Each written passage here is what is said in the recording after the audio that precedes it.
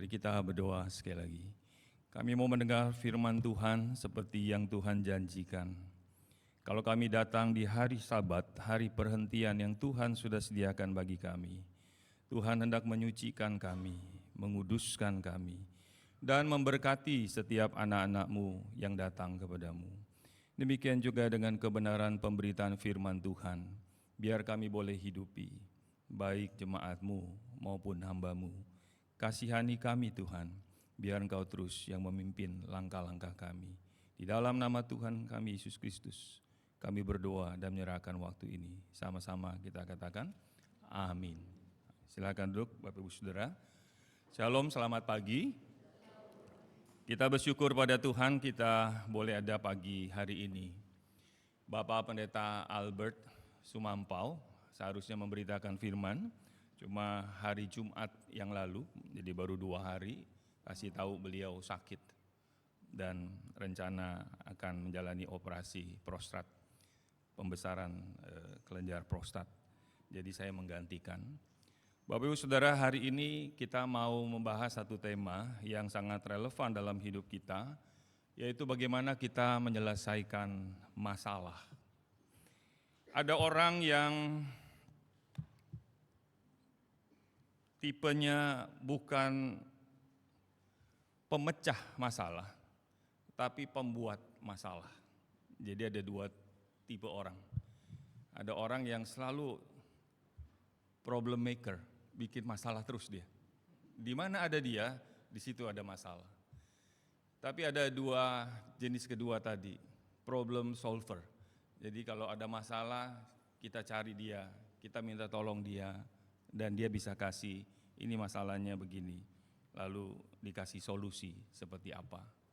Saudara, dalam menjalani hidup kita nggak usah undang masalah datang ke rumah kita, dia pasti datang. Jadi di dalam berbagai aspek hidup kita, apakah itu di dalam rumah atau di dalam gereja, di dalam atau di luar, masalah selalu ada. Jadi banyak orang kecewa karena merasa kalau sudah kumpul dengan orang-orang Kristen, sudah ada di dalam gereja, tidak lagi ada masalah. Nggak taunya makin banyak masalah.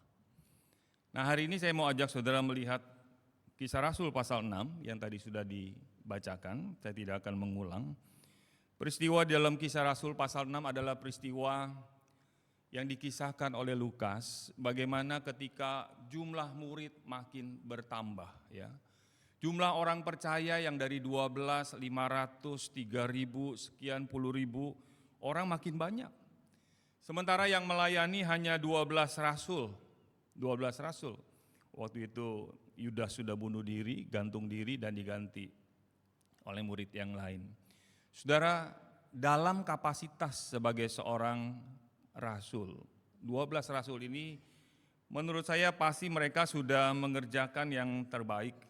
Bagaimana mengatur sebuah komunitas jemaat, orang Kristen mula-mula, supaya mereka boleh bertumbuh, mendengar firman Tuhan, sambil mengajar, memberitakan firman, menginjil, mendoakan jemaat-jemaat. Tetapi tidak bisa dipungkiri, ternyata ada sekelompok orang yang berasal dari bukan orang Yahudi, totok itu asli maksudnya. Jadi kadang orang ini totok itu asli. Jadi ini bukan orang Yahudi, bukan orang Israel asli, tapi Israel keturunan. Karena dia sudah tidak bisa lagi ngomong bahasa Ibrani. Jadi ngomongnya, bicaranya pakai bahasa pergaulannya, bahasa Yunani. Kemungkinan besar kelompok orang ini adalah orang-orang yang datang dari berbagai tempat, termasuk dari Antiokhia, dari Galatia, dari berbagai kota yang ada di luar Yerusalem, untuk masuk ke Yerusalem karena mau merayakan Pentakosta. Dan akhirnya mereka boleh terus bertumbuh menjadi murid. Namun apa yang terjadi ketika jumlah murid makin bertambah, demikian firman Tuhan katakan di dalam Kisah Rasul pasal 6, ada problem, yaitu soal pelayanan diakonia. Para ahli berkata ini urusan uang. Pembagian uang yang tidak merata antara orang-orang dari orang Israel, Yahudi yang asli tadi, yang berbahasa Ibrani, dengan sekelompok orang yang berbahasa Yunani. Memang ada di tempat-tempat tertentu, kalau saudara pergi ke Singapura misalkan, orang Singapura suka meledek orang-orang Indonesia. Yang mengatakan dia orang Chinese, tapi nggak bisa ngomong Mandarin. Jadi suka diledek. Ada dulu orang bilang, ini namanya Cina nggak ada benderanya katanya. Maksudnya gimana? Ya itu istilahnya. Oh begitu. Jadi seringkali diejek karena nggak bisa ngomong Mandarin. Karena kita bertumbuh, orang tua kita ngomong Mandarin, ngomong Teochew, ngomong Kek, kita jawabnya pakai bahasa Indonesia. Jadi semua kita pakai bahasa Indonesia. Akhirnya kita nggak bisa bicara. Nah kemungkinan komunitas ini adalah orang-orang yang berbahasa Yunani karena kebudayaan Yunani waktu itu sangat menyebar sebagai kebudayaan bahasa pergaulan juga. Sehingga mereka membaca Alkitab di dalam Perjanjian Lama, di dalam Septuaginta bahasa Yunani, nggak pakai bahasa Ibrani. Nah ada semacam pengelompokan, ini kelas orang yang nggak asli nih, ini Yahudi keturunan gitu ya, Indonesia keturunan, ini WNI keturunan, jadi ada pemisahan seperti itu. Maka mereka bersungut-sungut dan mengeluh, kenapa kami mendapat jatah yang diistilahkan dengan pelayanan meja yang tidak seimbang? Kok dapatnya kurang, nggak merata, nggak seperti orang-orang yang Yahudi. Maka seorang komentator Matthew Henry berkata, ini adalah keluhan sebetulnya tidak mendasar. Karena biar bagaimanapun 12 rasul ini pasti udah berupaya untuk tidak membeda-bedakan apakah ini orang asli Yahudi atau Yahudi keturunan, udah nggak bisa ngomong Ibrani lagi, tapi berbahasa Yunani, pasti udah diusahakan untuk dibagi secara merata. Tapi tetap mereka komplain, ini pembagian buat khususnya para janda-janda, orang yang sudah ditinggal mati oleh suami yang tidak ada penghasilan, mereka mengeluh, bagaimana ini? Coba cari solusi, supaya kita seimbang dong. Masa dia dapat 1 juta, saya cuma dapat 600.000 misalkan. Masa pembagiannya nggak rata, mentang-mentang kami nggak bisa ngomong bahasa Ibrani, seperti itu kurang lebih persoalannya. Maka Matthew Henry katakan inilah orang-orang yang belum dewasa bertumbuh di dalam Tuhan. Saudara, waktu masuk ke dalam bagian ini saya ingat pembagian sembako misalkan ya, pembagian pelayanan sosial. Saya pernah ketemu dengan satu gereja yang akhirnya kewalahan. Kenapa?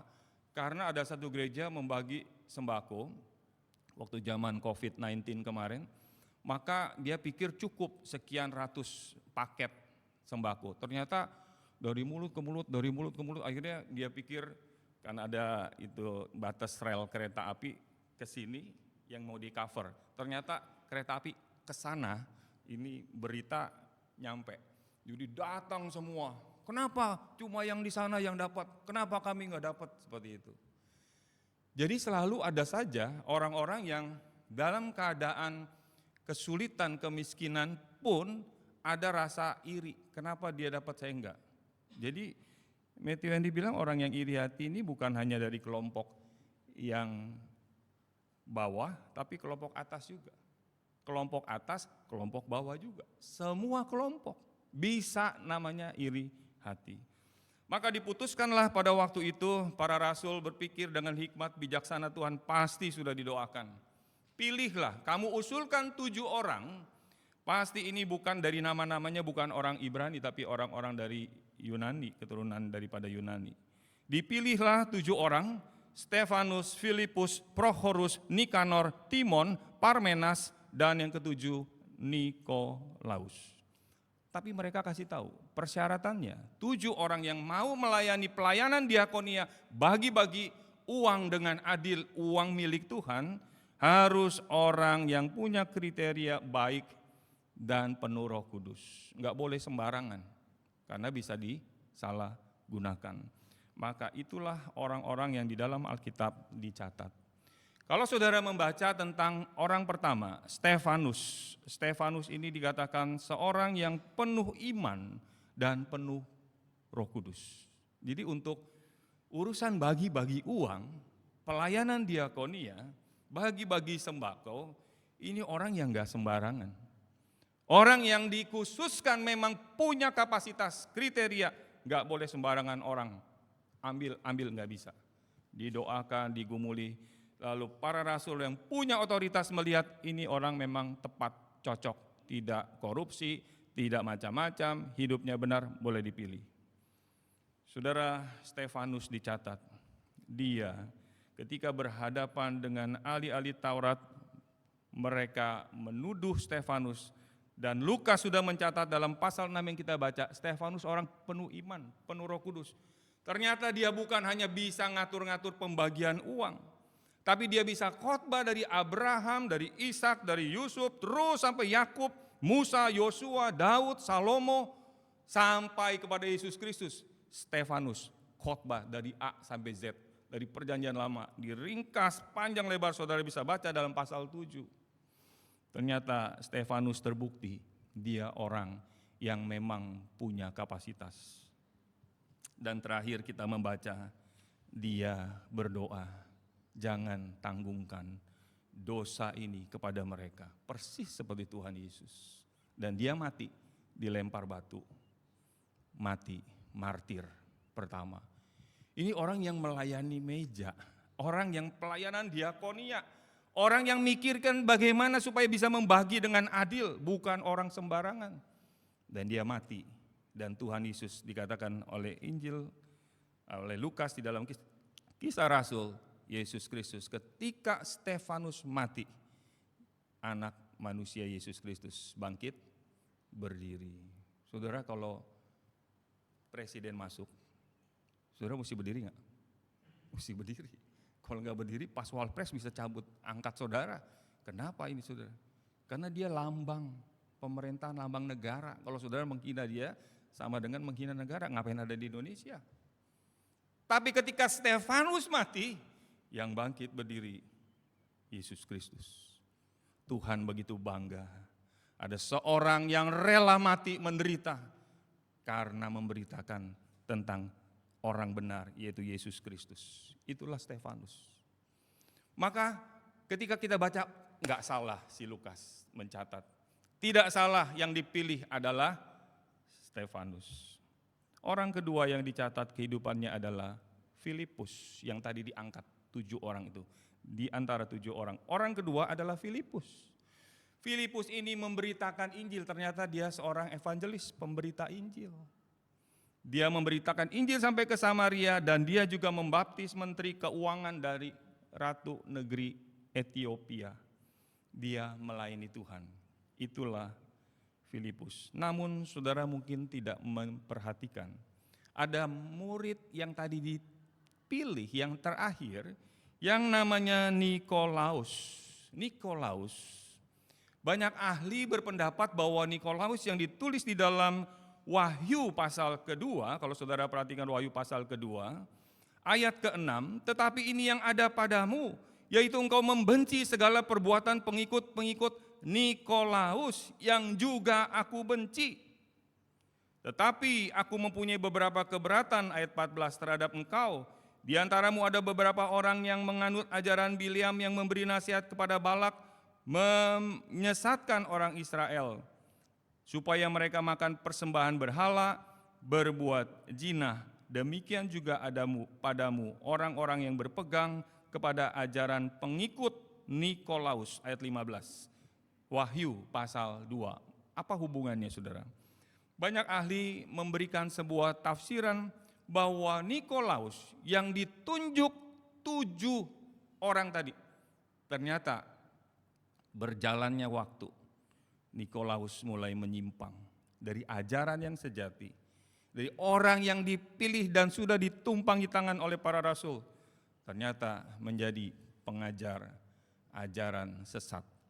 Ajaran Nikolaus mirip-mirip dengan ajaran Bileam yang mengajarkan kalau kamu punya istri, bagus. Tapi punya istri kamu juga boleh jajan.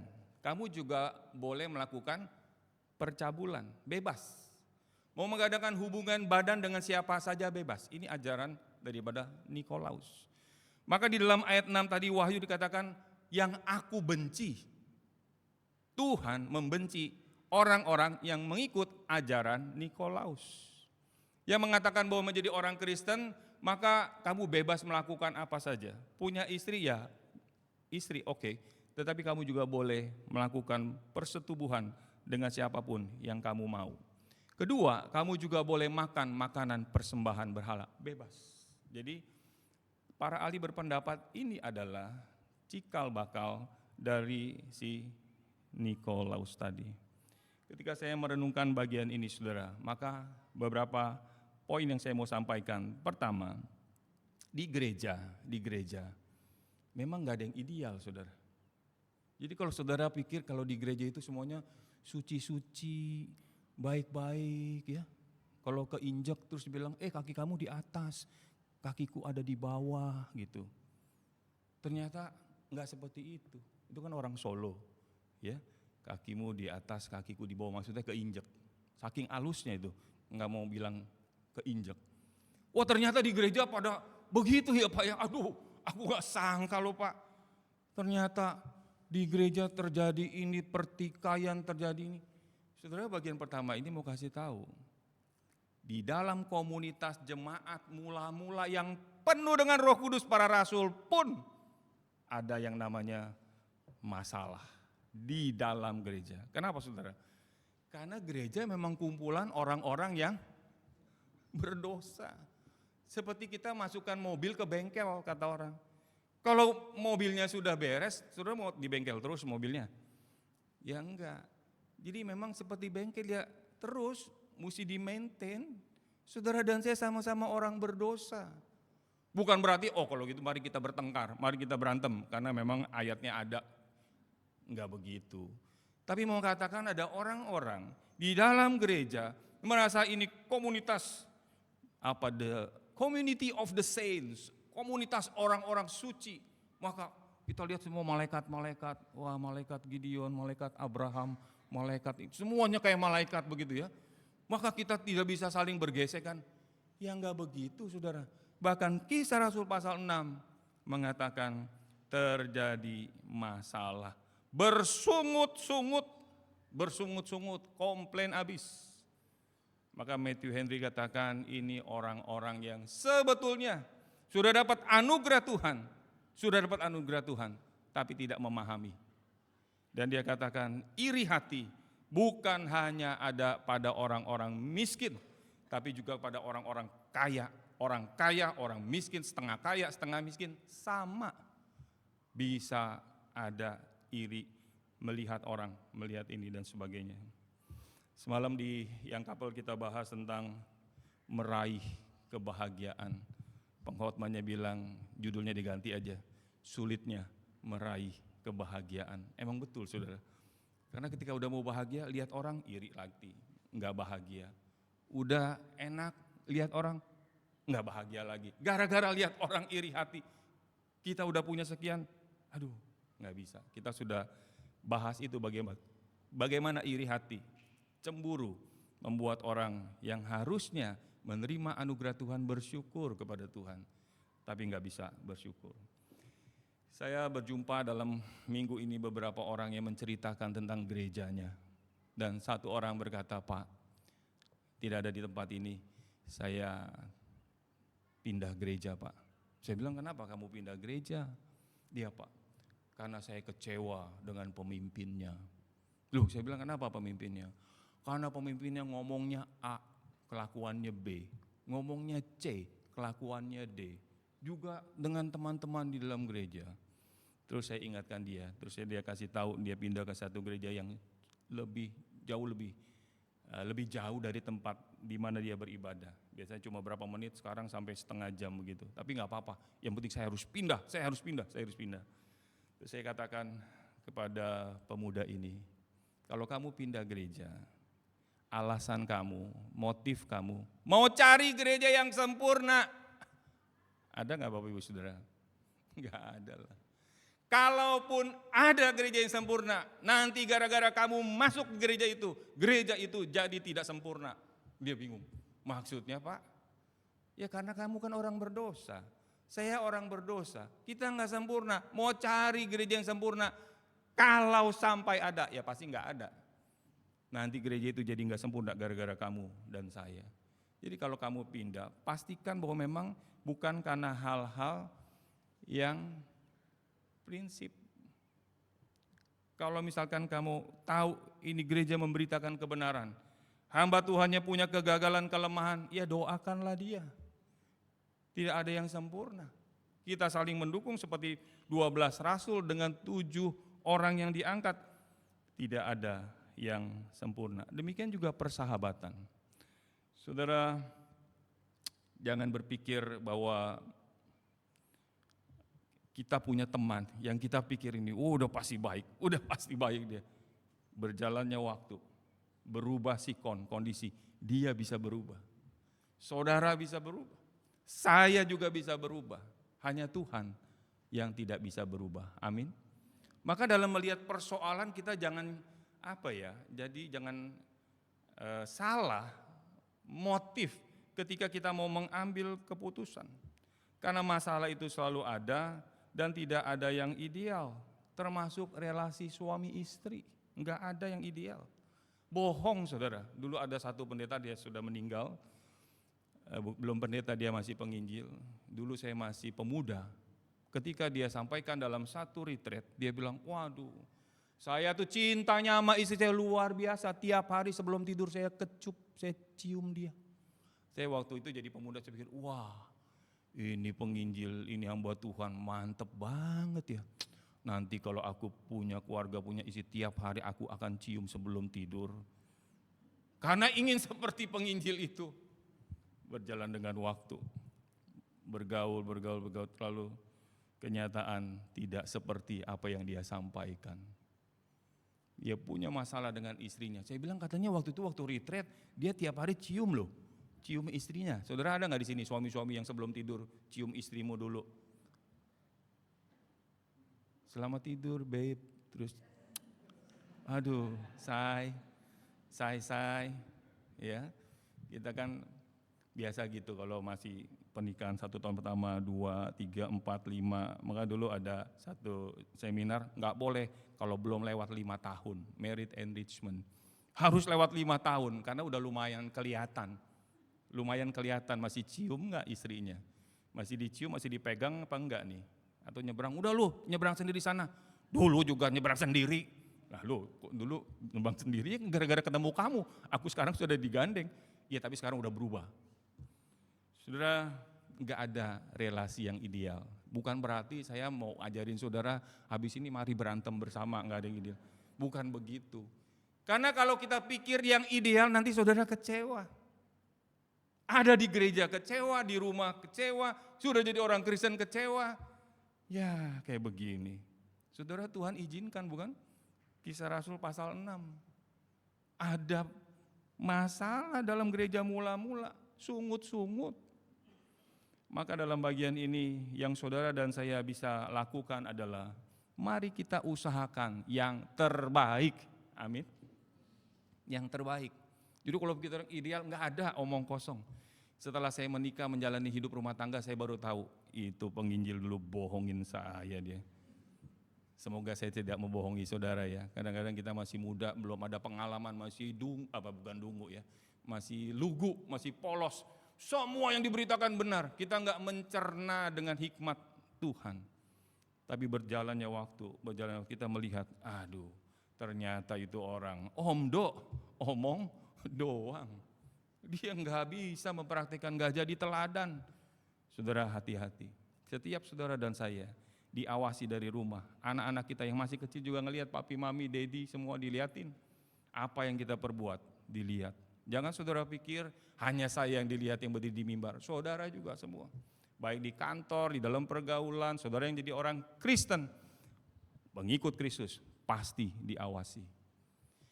Yang kedua, kita melihat tadi, kita sadar bahwa setiap solusi selalu harus ada namanya konteks. Tadi saya sampaikan kan 3 contoh yang ditulis Alkitab. Stefanus, Filipus, dan Nikolaus. Stefanus, Filipus terbukti. Dua-duanya memang proven, terbukti. Ini orang bagus. Tetapi Nikolaus yang ketiga ternyata menyimpang. Dia mengajarkan ajaran yang tidak seperti Tuhan kehendaki. Loh, kan dulunya ditabis Pak, dulunya kan diordain, dulunya didoakan. Para rasul lagi yang doakan. Apa Tuhan nggak tahu? Si Nikolaus akan jadi penyesat? Nggak ada yang tahu saudara, nggak ada yang tahu. Tapi Tuhan izinkan itu terjadi. Persis seperti Yudas. Yudas bersama-sama dengan Tuhan Yesus 3,5 tahun. Mentornya Tuhan Yesus sendiri. Tapi Yudas terbukti dia bukan murid yang sejati. Harap di antara saudara dan saya tidak ada model Yudas atau Nikolaus. Yang ketika sudah ditabis, didoakan, ditunjuk, dipilih, begitu yakin berjalan dengan waktu, terjadi deviasi, penyimpangan, makin lama makin geser, makin menyimpang, nggak tahu nih orang. Itu yang terjadi. Maka saudara jangan kaget. Orang-orang yang kelihatannya dulu bagus, hebat, rohani, loh kok jadi begini? Demikian juga yang kedua. Ada orang-orang kita pikir, ya ini orang mah nggak akan jadi apa-apa. Kebaktian aja gue mesti bangunin. Kalau saya nggak bangunin dia nggak ke gereja. Mau jadi apa dia? Tetapi di dalam kedaulatan Tuhan, siapa tahu orang-orang yang saudara anggap tidak berguna, tidak akan dipakai Tuhan, justru orang itu yang dipilih oleh Tuhan. Bisa terjadi saudara. Maka kita jangan memutlakkan yang tidak mutlak. Jangan berpikir pasti begini Tuhan, pasti begini, belum tentu. Maka dalam setiap konteks kehidupan mari kita belajar peka, melihat diri sendiri, melihat Tuhan, bagaimana kita menjalani hari-hari kita. Orang-orang model Nikolaus, ada sedikit atau banyak? Banyak saudara.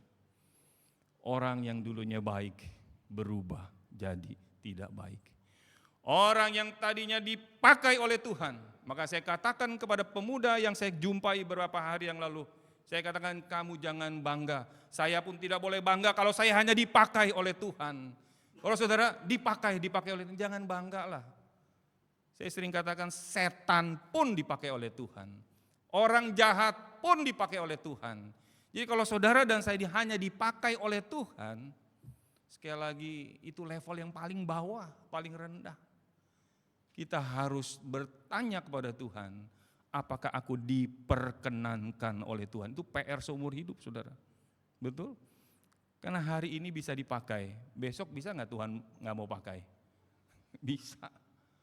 Tapi kalau saudara berkenan kepada Tuhan, pasti Tuhan pakai saudara. Mau di sini, mau di sana. Kalau emas, kata almarhum Pendeta Yonatan, dibuang ke tong sampah, dia tetap emas. Mari kita menjaga kualitas hidup kita. Sehingga waktu orang melihat, menilai kita. Saya pernah sampaikan di mimbar ini dan saya minta ditarik itu ucapan saya. Karena saya pikir orang itu bagus, buku-bukunya banyak. Kita juga pernah ikut seminar sama-sama, dengerin dia. Di kelas pun kita bahas hamba Tuhan ini. Tapi ternyata kedapatan simpen banyak wanita. Ngeri saudara, ngeri sekali. Setelah dia mati, 1 bulan belum ketahuan. 2 bulan enggak ada yang tahu. 3 bulan belum terungkap. 6 bulan baru orang-orang di sekitar dia mulai bersuara. Buku-bukunya ditarik dari toko-toko buku. Karena kedapatan terbukti dia bukan hamba Tuhan yang baik-baik. Waduh, ngeri gak saudara? Kalau level hamba Tuhan, pendeta, pengabar Injil bisa seperti itu, bagaimana level jemaat? Pasti lebih banyak. Maka kita selalu musti Tuhan, apa artinya berjalan bersama dengan Tuhan. Ketika aku menghadapi masalah, di dalam pergumulanku berjalan bersama dengan Tuhan, apakah aku terus memandang Kristus yang tersalib. Supaya saudara jangan tersandung dalam perjalanan iman saudara. Termasuk di gereja ini, termasuk di keluarga saudara. Jangan sampai kita tersandung. Karena orang-orang di sekitar kita sudah berubah. Enggak seperti dulu lagi. Musinya nyanyinya aku masih seperti yang dulu. Tapi sekarang dia sudah tidak seperti yang dulu. Dulu diurapi Tuhan, sekarang sudah tidak lagi. Orang makin tua, kadang-kadang ngomongnya dulu om, tante, rajin melayani. Dulu om, tante, rajin berdoa. Sekarang masih rajin gak tante, om? Dulu. Waktu masih muda, om rajin, ketua pemuda. Gak ada waktu. Senin, Selasa, Rabu, Kamis, rajin. Sekarang diam. Orang bisa berubah. Harap kalau saudara berubah, jangan seperti Nikolaus. Di dalam pasal 6 ayat yang kelima namanya dicatat. Saya sih berharap ini bukan orang yang sama yang ditulis dalam Wahyu pasal 2 ayat 6 dan ayat 14. Tapi banyak ahli juga berpendapat ini adalah Nikolaus yang ditulis dalam Kisah Rasul 6 yang adalah 7 orang yang pernah diordain, pernah ditabiskan, pernah didoakan oleh hamba Tuhan, oleh para rasul dengan otoritas tertinggi. Bagian yang terakhir, kalau saudara baca di ayat yang terakhir, firman Tuhan makin tersebar, jumlah murid di Yerusalem makin bertambah banyak, karena pengaturan dilihat ada masalah, maka masalah dipikirkan, digumuli, dicarikan solusi yang baik, diskusi lebih baik seperti ini. Maka solusi yang ditempuh oleh para rasul, mereka konsentrasi berdoa, konsentrasi khotbah firman Tuhan. Maka jumlah murid dikatakan bertambah banyak. Bahkan sejumlah besar imam menyerahkan diri dan percaya. Jadi bukan hanya orang-orang non-believer, non-Kristen, tetapi orang-orang imam. Bayangkan saudara, yang ada di lingkaran di dalam bait Allah. Mereka juga menyerahkan diri dan percaya kepada Yesus Kristus. Save one soul, jangkau jiwa. Saya pikir bukan hanya orang-orang yang enggak kenal Tuhan. Orang-orang ateis, skeptis yang melawan Tuhan. Enggak juga. Bisa jadi orang di dalam rumah saudara. Yang kelihatannya udah Kristen, tapi belum sungguh-sungguh Kristen sejati. Bisa jadi itu teman main badminton saudara, teman renang saudara, teman di kantor, yang bisa jadi kelihatannya Kristen, tapi dia Kristen nominal, Kristen KTP. Bisa jadi dia juga harus dijangkau untuk Yesus Kristus. Maka akhir daripada kisah ini, pekerjaan Tuhan akhirnya dengan pengaturan, solusi, makin banyak orang boleh mendengar Injil dan Tuhan dimuliakan.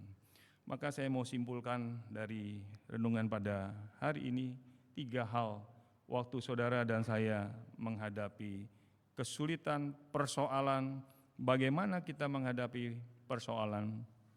Mari yang pertama, Yesaya 55 ayat 8 sampai 9 saya mau bacakan. Sebab rancanganku bukanlah rancanganmu, dan jalanmu bukanlah jalanku. Demikianlah firman Tuhan. Seperti tingginya langit dari bumi, demikianlah tingginya jalanku dari jalanmu, dan rancanganku dari rancanganmu. Jadi apa yang saudara pikir ada masalah, kita mau selesaikan, mari kita minta perspektifnya Tuhan. Bagaimana Tuhan melihat masalah saya? Silakan tanya hamba Tuhan, tanya orang-orang dewasa, tapi jangan lupa tanya sama Tuhan. Tuhan, menurutmu ini aku ada masalah, mesti bagaimana Tuhan? Para rasul pasti sudah mendoakan. Maka ketika saudara berdoa, Tuhan akan kasih hikmat. 1, 2, 3, 4, kerjakan. Yang kedua, kalau sudah kita tahu bahwa seringkali pikiran saudara, rancangan saudara tidak sinkron, tidak cocok, tidak sesuai dengan rancangan pikiran Tuhan, maka yang kedua, kita sebagai orang percaya ketika hendak solving problem, memecahkan masalah, kita harus selalu bertanya, apakah keputusan yang saya ambil terhadap masalah ini bisa membawa kemuliaan bagi Tuhan, atau kemuliaan hanya bagi diri sendiri. Beda, saudara. Maka setiap kita ada pergumulan masalah Tuhan, gimana nih? Jangan sampai aku terus. Tetapi engkau, biar kemuliaan bagi namamu. Bagaimana aku harus bertindak terhadap masalah ini? Termasuk para rasul tadi yang 12, dengan rendah hati. Silakan kalau kamu mau pilih 7 orang yang berbahasa Yunani, pilih. Ini kan satu komunikasi yang baik. Yang ketiga, Yohanes 14 ayat 1, Tuhan Yesus berkata, jangan gelisah hatimu. Saudara, kalau kita punya problem, masalah, seringkali kita kan gelisah, betul? Kita, aduh Tuhan, gimana nih, anak saya, cucu saya, gimana, dia sakit, bagaimana hidup dia di sana, aduh bagaimana, kita gelisah, nggak bisa tidur, bagaimana suami saya pekerjaannya, bagaimana istri saya, bagaimana mertua saya, bagaimana menantu saya, macam-macam, bagaimana. Tuhan Yesus katakan, janganlah gelisah hatimu. Kita kan sering gelisah, maka Tuhan kasih tahu, percayalah kepada Allah, percayalah juga kepadaku. Amin. Maka kalau saudara-saudara, Tuhan beri hikmat bagaimana harus menangani ini. Jalanmu bukan jalanku, rancanganmu bukan rancanganku. Sekarang Tuhan kasih hikmat dong, kasih bijaksana bagaimana memecahkan persoalan ini. Nah, waktu kita sudah minta hikmat Tuhan, sekarang tugas saudara dan saya mempercayai Tuhan di dalam keputusan yang saudara dan saya ambil. Dan barulah kita akhirnya bisa memuliakan Tuhan dan percaya bahwa setiap keputusan memecahkan persoalan yang kita ambil adalah keputusan yang dalam pimpinan Tuhan dan mendatangkan berkat-berkat Tuhan. Amin, Bapak Ibu Saudara. Mari kita berdoa. Kami bersyukur hari ini lewat Kisah Rasul pasal 6 kami belajar tidak ada yang ideal. Bahkan di jemaat mula-mula yang semestinya kami pikir ideal, ternyata juga masih ada sungut-sungut. Orang-orang yang tidak bisa memahami anugerah, yang selalu saja ada sungut-sungut. Tuhan ampuni kami. Komunitas gereja Tuhan di tempat ini, keluarga kami tidak lebih baik dari apa yang ditulis Kisah Rasul pasal 6. Tolonglah kami terus berjalan seperti Stefanus dan Filipus, dan tidak menyimpang seperti Nikolaus. Pimpin jemaat-Mu, kasihani kami. Dalam sepanjang minggu ini, segala keputusan pemecahan persoalan yang kami hadapi, baik di keluarga, di tempat pekerjaan, kiranya Tuhan beranugerah menolong. Beri hikmat-Mu bagaimana kami memutuskan, memecahkan persoalan-persoalan yang ada. Terima kasih, akhirnya kami boleh memuliakan Tuhan. Kiranya itu menjadi motif yang paling dalam setiap kami sebagai hamba Tuhan, sebagai jemaat, sebagai kepala keluarga, sebagai anak. Kami mau memuliakan Engkau. Demi Kristus kami berdoa dan mengucap syukur, menyerahkan firman Tuhan supaya kami dapat hidupi sepanjang minggu ini. Sama-sama kita katakan amin. Silakan bangkit berdiri, kita akan membacakan pengakuan iman rasuli bersama-sama dengan seluruh orang percaya. Kita mulai. Aku percaya kepada Allah Bapa yang Maha Kuasa, Khalik langit dan bumi, dan kepada Yesus Kristus anaknya yang tunggal Tuhan kita, yang dikandung dari Roh Kudus, lahir dari anak darah Maria, yang menderita sengsara di bawah pemerintahan Pontius Pilatus, disalibkan, mati dan dikuburkan, turun ke dalam kerajaan maut. Pada hari yang ketiga bangkit pula dari antara orang mati, naik ke sorga, duduk di sebelah kanan Allah, Bapa yang Maha Kuasa. Dan dari sana ia akan datang untuk menghakimi orang yang hidup dan yang mati. Aku percaya kepada Roh Kudus, gereja yang kudus dan am, persekutuan orang kudus, pengampunan dosa, kebangkitan tubuh, dan hidup yang kekal. Amin. Sebelum kita akhiri di dalam doa penutup, mari kita naikkan pujian sebelum tadi kita mendengar firman nomor 8. Aku tak mengerti anugerah Tuhan yang Tuhan perbuat bagiku. Aku sebetulnya tidak layak menerima anugerah itu. Mari kita naikkan pujian ini sebagai doa kita kepada Tuhan.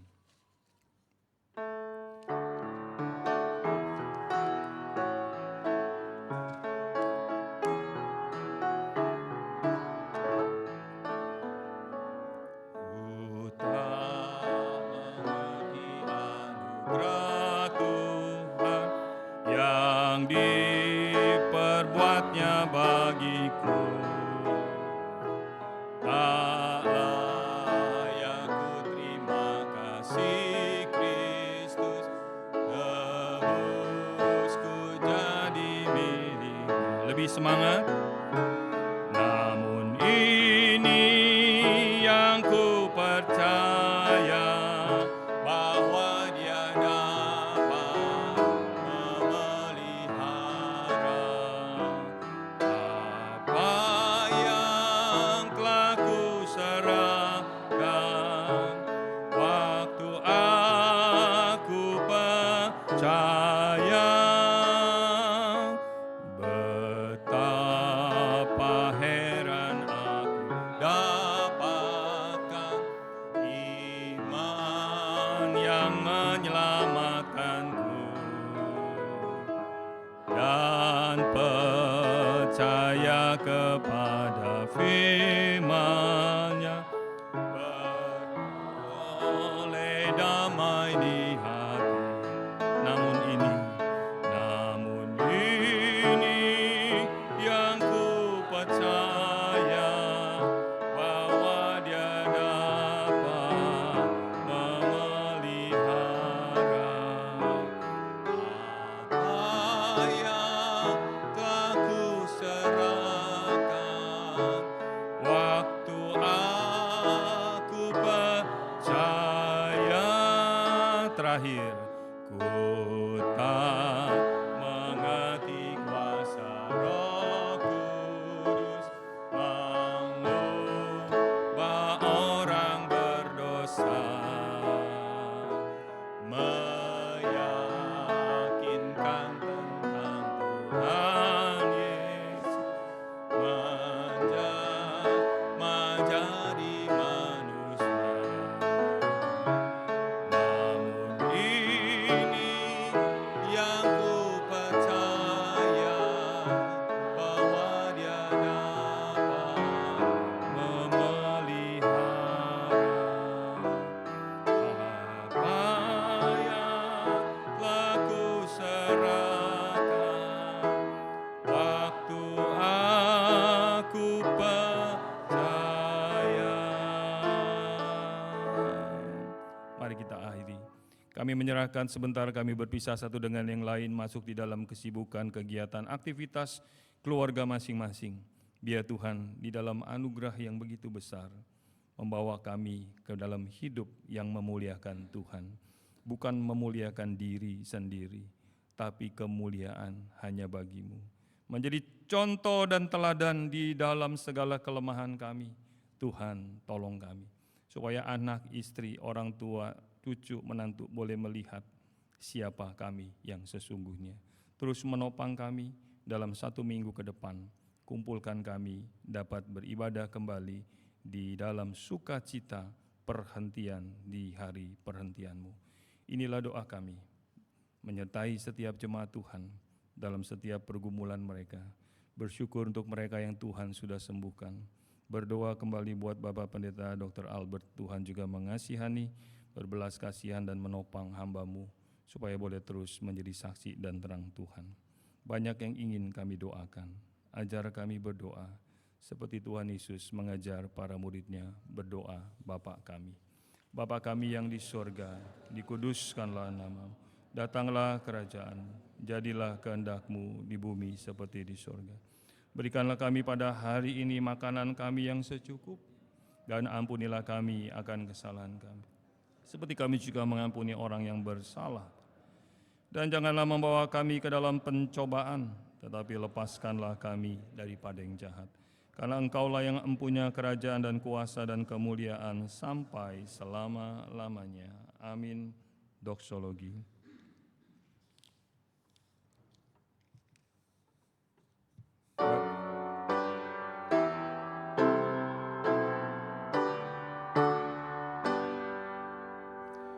Bagi Bapa, Anak, dan Roh, puji, hormat, dan mulia dulu, sekarang, tak berubah, hingga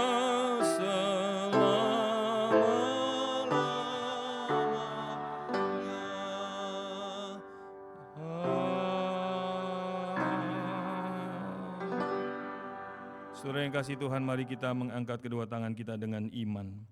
Kasih dari Allah Bapa, damai sejahtera dari Tuhan kita Yesus Kristus, dengan persekutuan Roh Kudus, menyertai kita semua dari hari ini sampai hari kedatangan Kristus yang kedua kali, bahkan sampai selama-lamanya. Amin. Amin. Amin.